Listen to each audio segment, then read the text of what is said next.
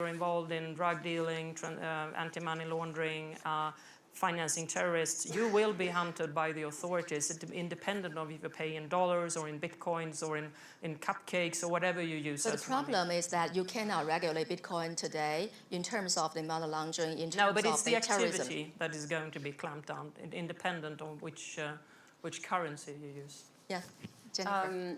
I think, the regulation is really, in the past few months even, it's quite, more and more clear. So you can, apart from China, right? China had a hard stop in terms of the... Do you think China made a mistake?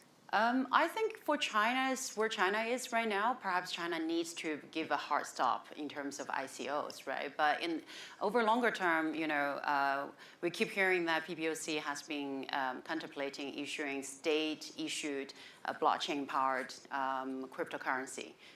So I can see why. You mean the CBDC? Central bank.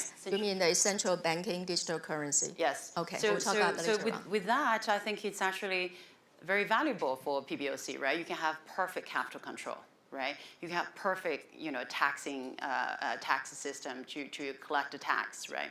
But back to the point to, Governor, I actually don't think, central bank, people don't trust the central bank completely anymore. But what I find very, very valuable for, the gift from Satoshi to the world is for many, many years, we just assume that money should come from central bank.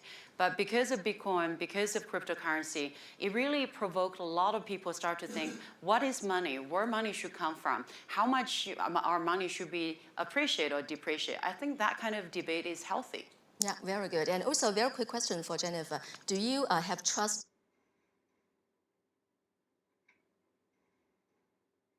to central bank policy, and which is cryptocurrency is providing right now. Investment portfolio kind of thinking. Diversification. Yeah, but also I think, in terms of tokens, right now you can issue security token or utility token. Utility token pretty much, apart from China's hard stop, but pretty much every country is self-regulate. If you issue security token, pretty much every country will either have existing security laws to govern your security token, or their central bank has issued very clear, indication in terms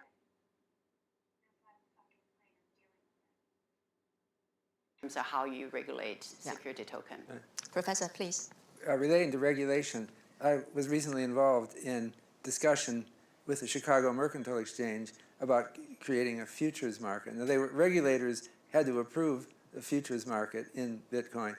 And I think that was only last month that happened. I initially opposed the idea. I'm not quite to your level of enthusiasm. I think the media maybe misrepresented you a little bit. Yeah, sometimes that happens. Go ahead. But the thing is that what struck me about this is that while it was possible to short Bitcoin via some of the exchanges, it has been difficult to short. And financial theory says if something is not shortable, then it can be taken over by enthusiasts. And the doubters no longer have an adequate way of betting against it. So we've just seen both the CBOE and the CME have both created futures markets for Bitcoin. And that might make it more stable.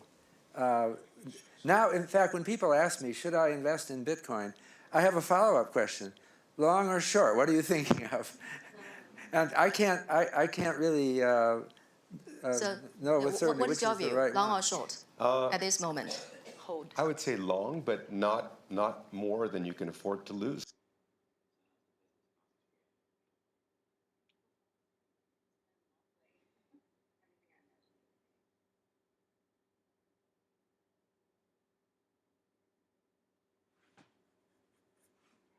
But at the same time, also think, let's be honest, right? Right now, there are about more than 1,000 cryptocurrencies available in the market right now.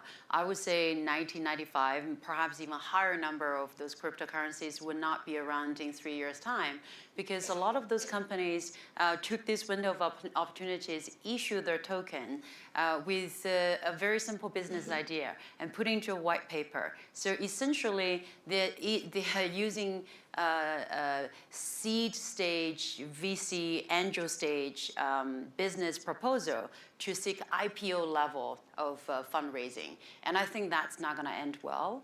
And another thing is I have to give some feedback to media. I think media right now... Very briefly, please. I think media right now overly focus on the pricing and not paying... Actually, we are not.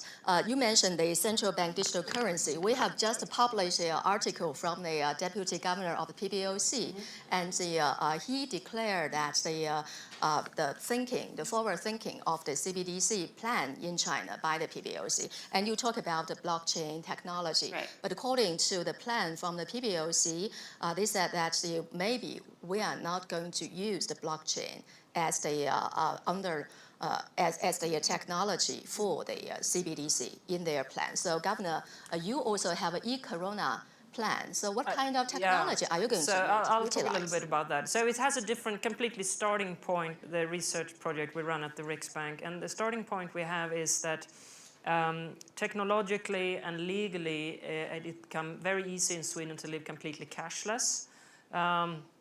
And there's no legal obligation for banks or for shops to take notes and coins.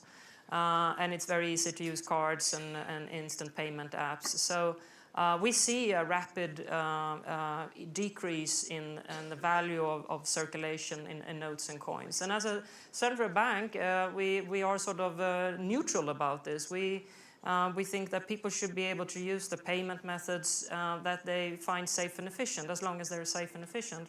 However, going from a non-cash society into a potential non-cash society, where notes and coins are no longer useful as a store of value, well, it can still be a store of value, but not as a medium of Guys, if you want to see any exchange, more of this, go check it out. is a new You see where it society, is right and it there. opens up a number of Crypto's intricate price questions, forecast. such as, can we still say as a take it central bank that we provide a